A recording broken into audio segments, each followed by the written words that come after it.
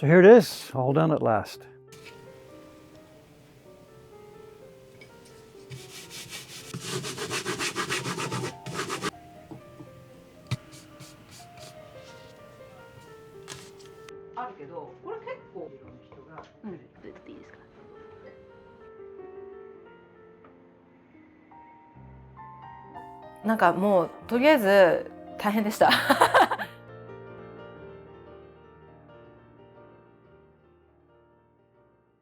Hi, welcome back. This is the third video in a three-part series on producing Misty de Nikko by Hiroshi Yoshida. If you haven't seen part 1 and part 2, the links will be in the description. This video is all about the printing, and I'm going to have some interviews with Ayumi-san, who did the printing, and a final wrap-up interview with Dave Bull, who commissioned the work, and get his final opinions on that. That interview will be at the end of the video. Before we get there, just a quick review of parts 1 and 2. In part 1, I produced the key block. I talked about lots of techniques and different considerations when making the key block. I also did a bit of background of how I actually got here and came to the point where now I'm working full-time as a carver at Mokuhankan, and I'm still undergoing my apprenticeship with Asuka Sensei at Hanga. Part 2, I did the colour separations. This was a really lengthy process. There was lots of dead ends, lots of drawing and redrawing. Finally, I got a working block set after many iterations and test printings with Ayumi-san. And now that brings us to today where we can finally get really stuck into the final printing. I ended the last video where we had nominally a complete set. There were a couple little touch-ups that Ayumi-san asked me to do before she went into the final print run.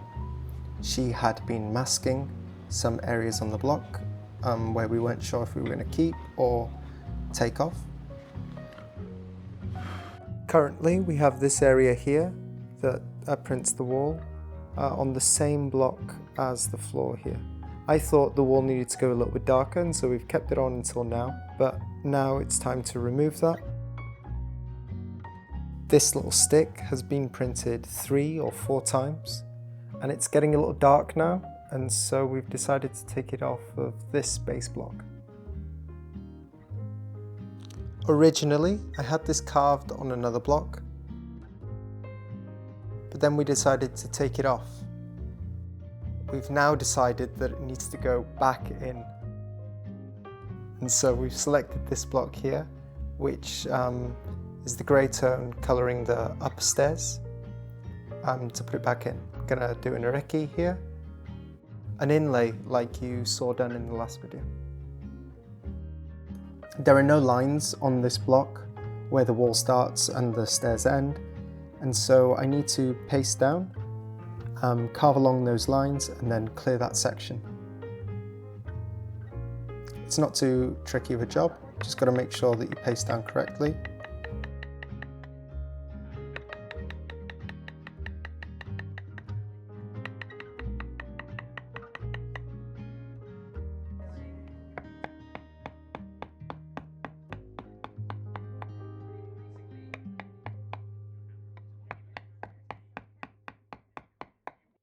Like I outlined in part 2, I placed an ireki, an inlay, and pasted a paper on top and carved. Finally, I packed the blocks up and sent it over to Ayumi-san. Let's meet her. 私、名前は大橋あゆみです。摺師してます。もう12年目かな。摺師としては11年とかそれぐらいなんですけど、だから高校を卒業して、北海道から上京してきて、いろんな先生のところを渡り歩いて最終的にデイビッドさんの工房で働かせてもらうことになって、12年ぐらいになります。はい。And then we're on to printing. Naturally, we start with the key block. All the other colour blocks need to align within this key block, so we're printing this first.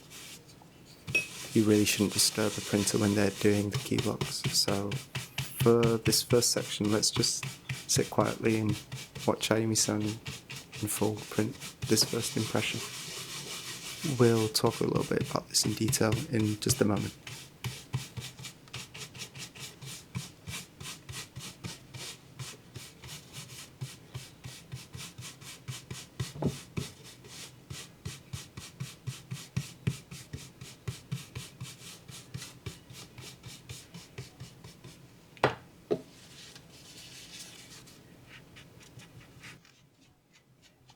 So this section she's printing here, it's the mountains in the background of the image. It's called Misty Day in Nikko. These mountains should appear like they're disappearing into the mist. And so we're using a technique here where Ayumi-san first applies the pigment, wipes most of it off, and then she'll print on top of that. It's quite a tedious process. To do one would not be so bad, but in this batch we've got 70 prints. And trying to get them all as close as possible to each other is quite tricky. It's very easy to wipe too much and the lines disappear completely, or not wipe enough and they just appear dark.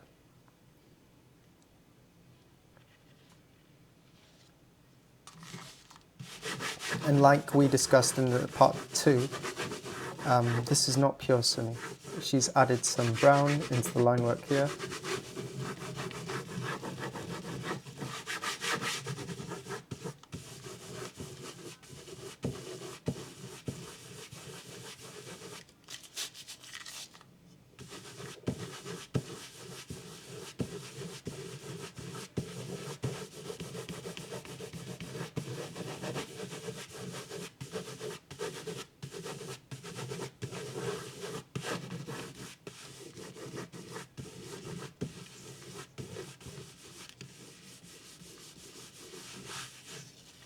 It's really, really critical that she gets these key blocks lined up properly, otherwise it will just give her such a hassle as she moves forward.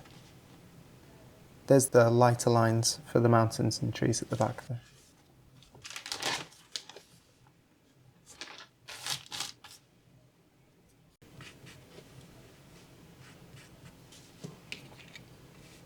So she wipes the area and then she reapplies pigment on any areas that she might have accidentally wiped.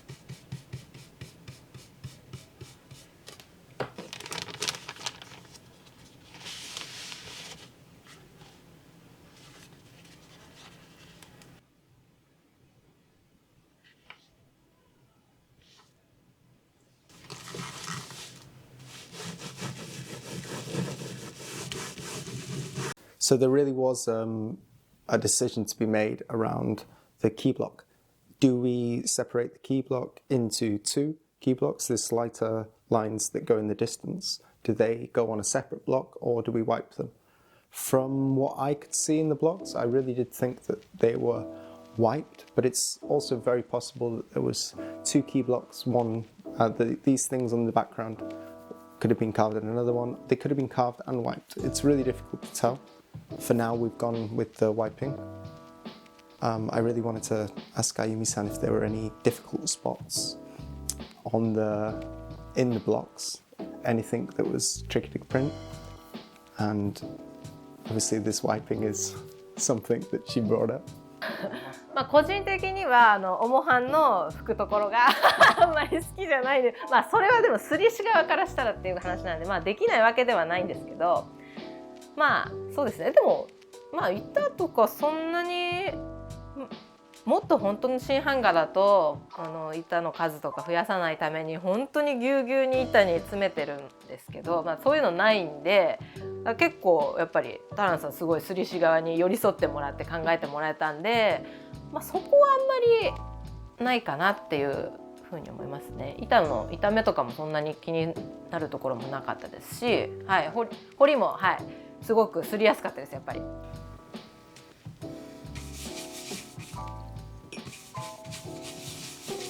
So onto the colour blocks. Ayumi-san starts from the lighter tones in the set and slowly builds up the colour, moving towards darker tones at the end.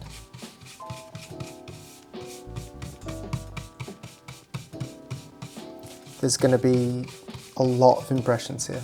So I'm really not going to be able to show you every single impression of this. It would be a 10-hour long video.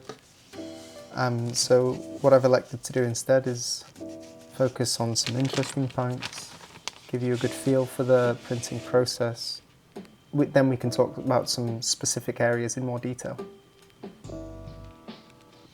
These blocks you've seen printed during the test print stage, and they haven't changed so much. The only difference is that the second base block is now printed in more of a brown tone, in keeping with the overall balance of the whole print, rather than the blue tone that was used during the test printing phase. So these both go on. So she's always using 3 things when printing. We're using a paste, which is called nori. It's basically like a starch glue. Helps smooth the colours out and give a nice rich impression. And then there's pigment and there's water. She does something interesting here with a brush, which she does the whole way through. I'll slow it down for you and we can watch it again. First she mixes the pigment and the paste, brushing it all over the printable area. Then she brushes horizontally with the direction of the grain, and then she brushes from the bottom up. This is parallel to the direction of the grain. She does this to smooth out the surface, make sure there's no brush marks, and to remove pigment from any unwanted areas, particularly in small crevices or around the edge of the printable area. In this version it ended up being printed at basically the same colour as the base, but it was really a good idea to separate them, even because in later editions we might change the colours a little bit, and it just gives the printers more freedom. But you can see here it's almost pointless in this version. For lighter tones there is less pigment and more water. For darker tones it's more concentrated.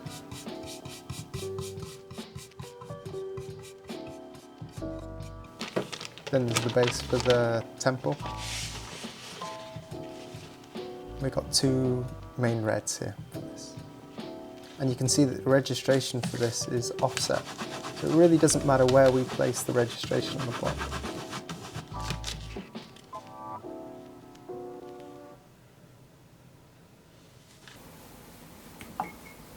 今回吸った吉田の日光は、実際70何回刷りっていう話だったんですけど、私が吸った感じだと50回ぐらいでしたね。50回って言うとやっぱ普通の刷りに比べたらやっぱり多い方なんで、新版画になるとどうしてもぼかしとか増えてくるんで増えちゃうのは仕方ないんですけど、本当の吉田のこの作品からしたらちょっと回数少ないんで、板もね全然わかんない状態でやったんで、しょうがないかなとは思うんですけど。So this is the little book you just saw her passing me. All the way through test printing, up until the final version, she was taking impressions and notes as how to reproduce what she's done. With simpler works, it's enough just to give a printer a sample of the print. But with shin Hanga and something that has as many impressions as this, it becomes really difficult. And so we create a folder with all the notes on how to print.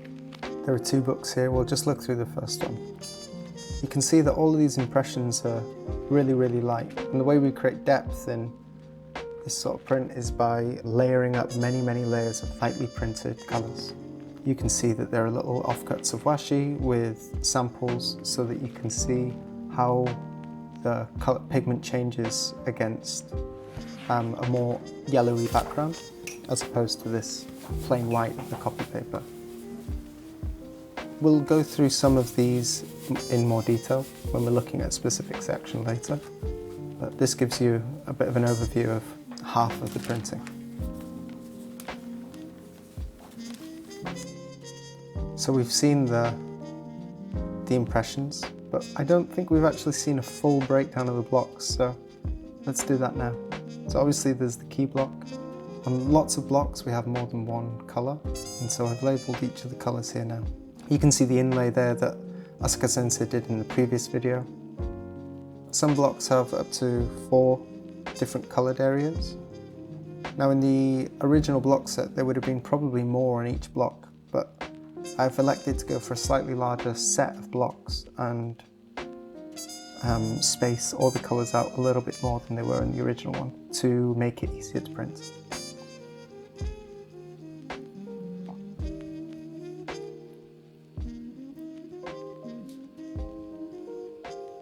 We've looked at the blocks in the printer's guides, but I think it's getting a little bit muddy and a little bit difficult to follow, and so what I think we should do is focus on one small area. So if we focus in this top right hand corner over here, I think things will be a little clearer and you'll get a better understanding of how these blocks all work together to produce the final image. So there are 8 blocks here. We've got the base, the trunks of the trees, and then many different overlays for the leaves. So the number of impressions is more than the total amount of blocks. This block was made during the production of the final print run, and it was just to create a little bit more depth in these mid branches. It starts here with the base, which goes under all the back here. You can see it's quite light. And then there's the base that outlines the trees in the far distance. That covers everything leafy, as well as the ground. Then there are the trunks of the trees. Then we start getting into the pale blues, and you'll see that the colours are all really quite similar here, but it's the process of layering these colours on top that's going to create darker and lighter patches. So we've got a couple of mid-tones, then we've got a darker block to go on top. This is for all the foreground leaves. And we have a slightly darker mid-tone, which is also putting texture on the trunks. This top corner here needed a bit more, so we can gradate the blocks. There's also a gradation on the trunks.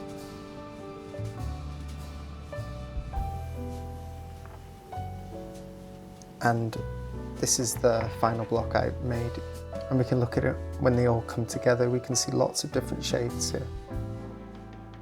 And for this section it's not so bad. These colours are all kind of focused in that top left hand corner. But for the other areas of the blocks, the foreground trees and the temple and the stairs, all these blocks are more diffuse. They're spread over separate areas, and so it's more difficult to show you a full picture. Now, in the traditional system of creating woodblock prints, each job is highly specialised, and in the past there was a much fuller environment around creating these, and there were more craftspeople working in each specialised field. Things like brush makers, paper makers. There's also one job that there really isn't any working specialists today, doing it today, and that is of the sizing, the dorsa in Japanese. So it's a mixture of alum and mikawa glue that is warmed up and then spread across the paper. This helps pigment absorb smoothly. It also gives some strength to the paper to stop it peeling and peeling off when printing multiple times. On a print like this is really crucial. In recent years, Dave Bull has been doing all the dorsa, but as of very recently, the printers have started to learn this themselves, so they can do all the sizing on their own papers. And this was actually Ayumi-san's first time doing the dorsa, and so I just wanted to check in with her, see how that went, see what that experience was like. 動作やりました自分で。ちょっとだから本当に最初に初めての動作だったんで、夏の暑い時期だったんで一番簡単だよってデイビッドさんには言ってもらったんですけど、それでもちょっと初めてだったのにこの一番大変な半年もかけてきた作品の動作だったんで不安でしたよね。すり始めてからじゃないとその毛羽の問題とかそういうのも分からなかったんで大丈夫かなと思ったんですけど、なんとか作品にできたんでよかったです。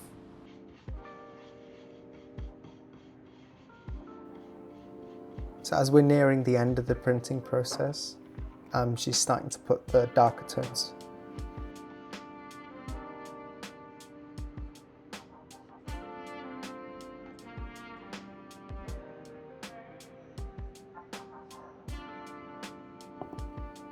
I wanted to check in with Ayumi-san and see how she felt at the end of this project. Obviously it's slightly different from the normal work she does for Mokuhankan.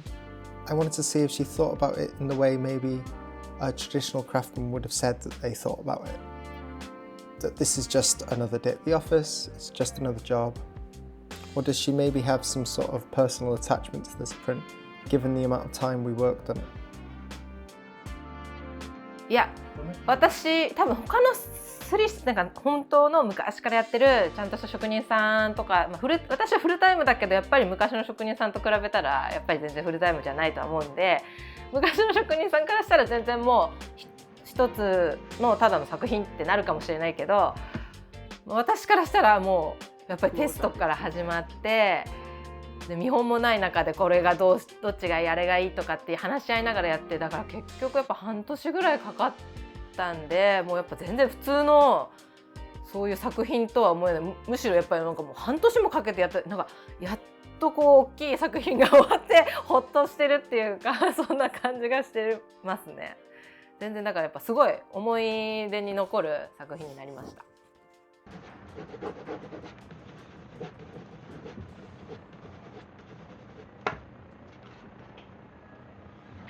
I feel the same as Ayumi-san here, and I guess I should be more detached and less emotionally involved with these prints, but this one took so long that to see it come out and become a real thing has just been... I've been waiting a long time for this.「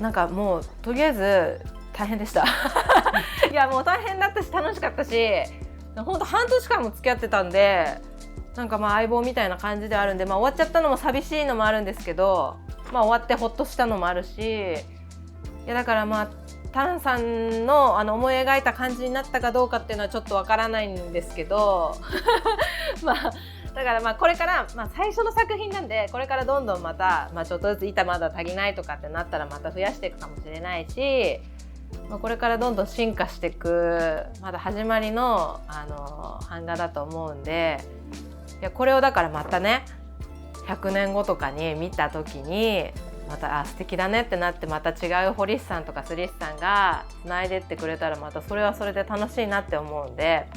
だからこれだけじゃなくてまたさっき言ってたもっとディープな感じのカラーのものとかも作っていけたらいいなって思うんで、皆さんもまたなんかねそういう意見とかあったら聞かせてもらったらいいなと思いますし、実際の実物も見てみたいなって思うんでだからいつかねそういうのが手に入ったらちょっと見てみたいなって、そのスリスさんとかホリスさんの技術も見たいと思うんで、また新版画も新しいのもやってみたいと思います。いや今回はでもだから貴重な機会をいただいてありがとうございましたタランさんを含めデイビッドさんも私に任せてくれたんで、すごい楽しい時間になりました。ありがとうございます。ありがとうございます。はい。It's done. This is my copy. God, it feels really good. Ayumi-san said it took about 6 months for her to make it, but for me it was a little bit longer. From the beginning of the tracing of the key block, carving the key block, all the colour blocks, it took a long time. And as long as you guys had to wait for the videos to come out, I also had to wait a long time for the print to get back and to see my carving brought to life. I just want to say a big thank you to Ayumi-san. She was really instrumental in the production of this and she helped a lot. And she's done a fantastic job on the printing, on this first version. It's really cool. Of the 70 or so impressions she made in the first batch, I think most, if not all of those have sold already. And wow, that's really cool. If you have one of these prints, please look after it. They're very precious to me. This is just really cool. I'm gonna now hand this over to Dave and get his opinion. And we'll do a little wrap up with Dave and see what he thinks. So here it is, all done at last. What do you think?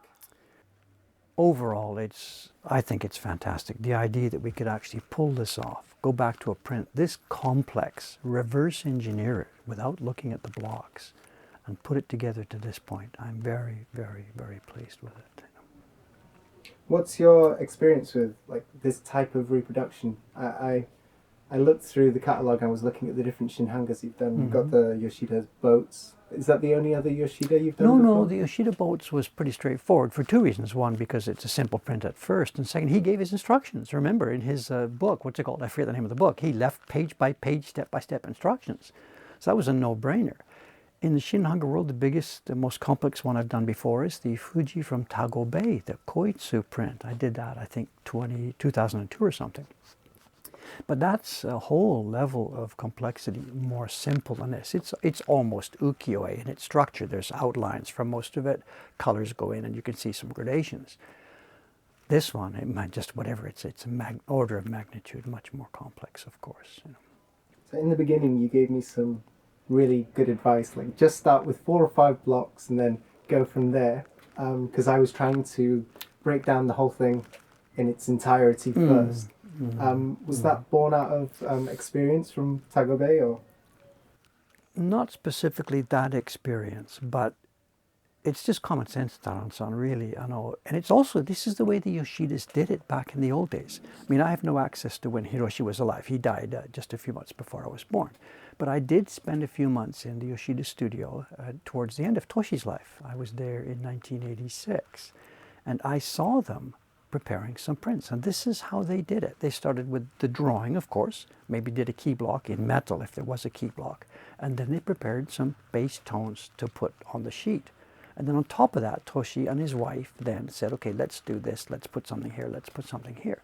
And they built it step by step as they went. And at some point, I wasn't around to see the end of that particular project, but at some point they must have said, okay, cut, print, that's enough. And it wasn't a start 0 to 100 linear process. You know, when you look at the blocks now from the Yoshidas, you can see there's blocks that are not used, there's other blocks that are chopped up. It was a tangled process. The process you described there is a little bit different from what we're actually doing as well. They didn't have a finished image. We have a finished image. Yes, very much, of course. So we're making a reproduction. So this is a plus and a minus. And for them, of course, because they didn't know where they were going, except in a general idea, they were free to do whatever they wanted. They could try different ideas and, whoa, that looks cool, and they could allow themselves to be surprised, and they could control the process as much as they could. For us, we're not allowed to be surprised. We have a set goal, and you've got to get as close as you can to that goal. It's much more difficult than making an original print. Absolutely, it's more difficult. You also mentioned just then about the metal key blocks. This is the first time this image has ever been done with a wooden key block. Do you have any thoughts about that? The originals were all made with iron topper. Did you ever think about reproducing them with iron topper? No, of course not. No. The reason there's a number of reasons they did this. The primary one from their point of view is that they didn't want a carver to interfere and change their lines. I mean, I spoke to Toshi about this. We draw it because we do it in metal. That's what we get in the finished print. No carver's interpretation.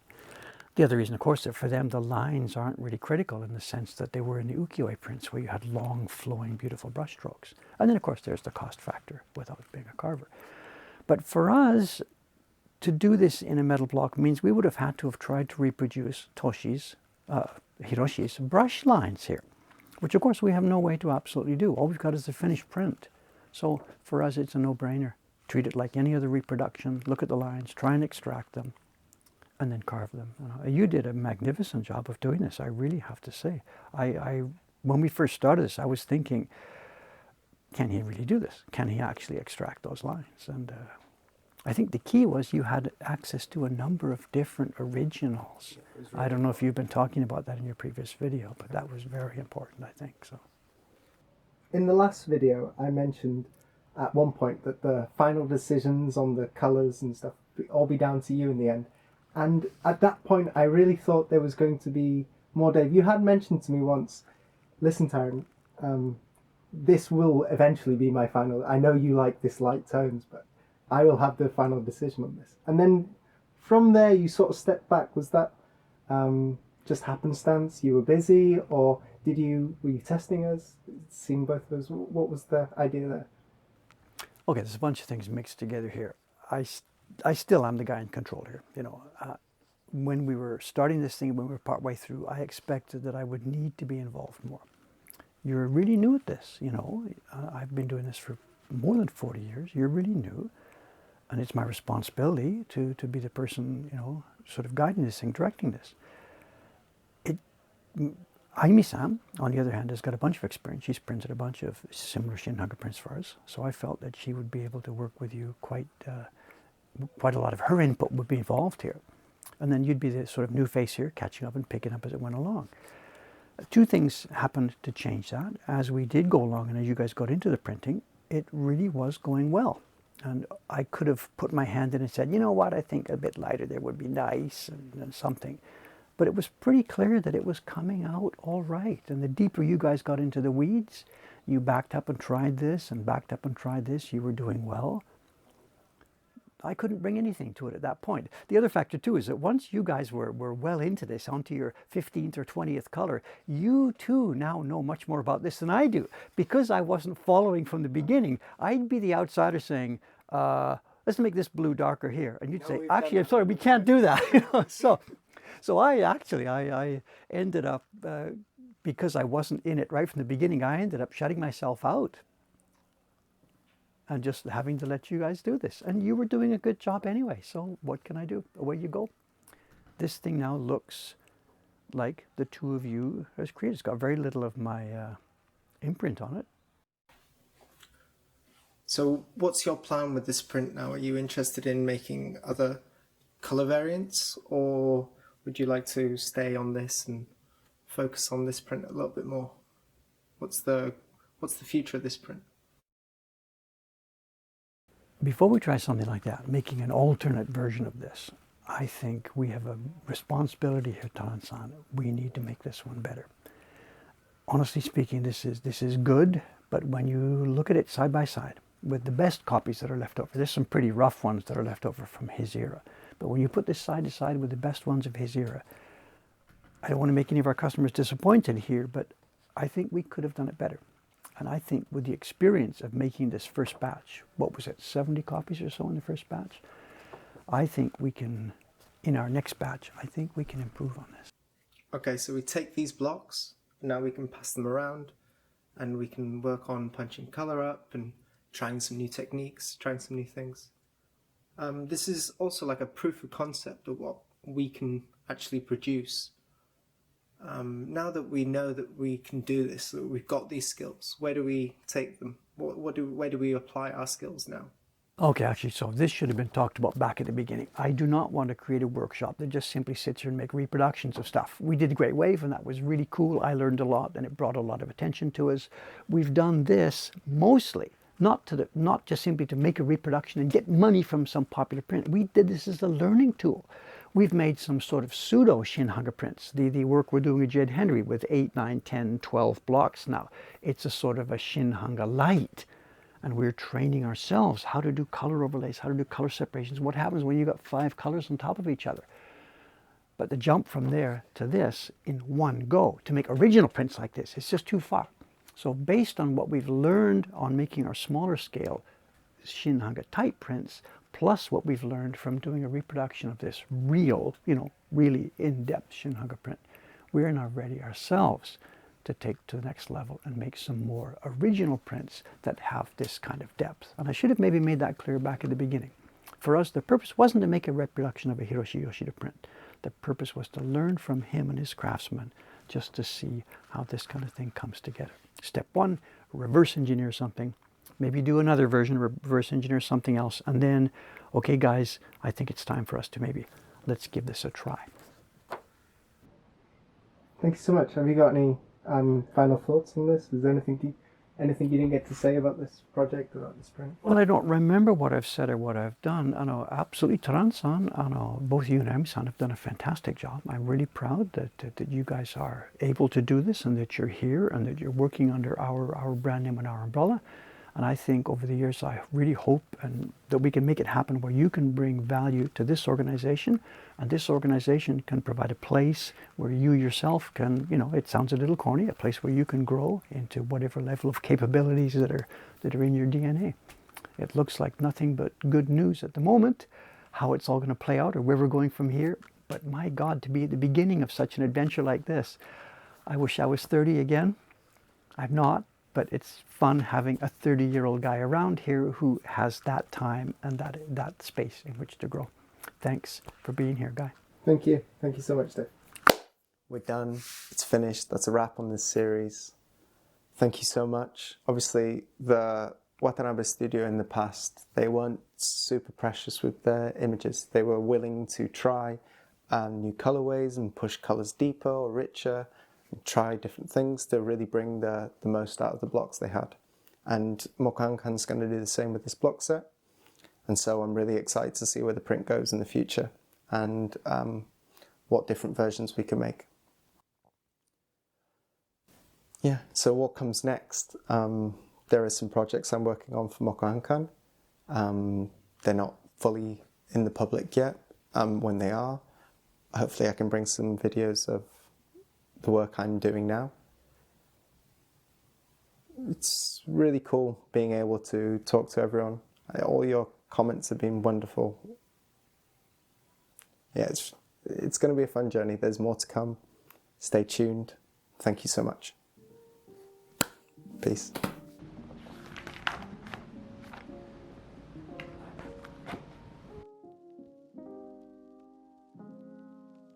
We have killed this.